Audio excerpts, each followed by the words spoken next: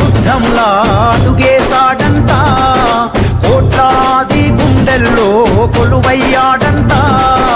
అతడే అన్నం మెతుకంట, అలుపన్నది లేనే లేని శ్రామికుడతడంట.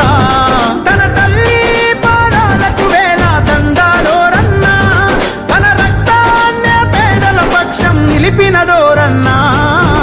అదిగో అతనంటేనే ఆపద్బాంధవుడు, అతడే అడుగడుగున నీడై ఆదుకున్నవాడు. తన నవ్వే మా గుండెకు ఊపిరి అయినది ఓరన్నా, జగమే జేజేలు కొట్టేటి నడక నడిసినాడు. జనమే తన బలం బలగమని గడమునెత్తినాడు. తన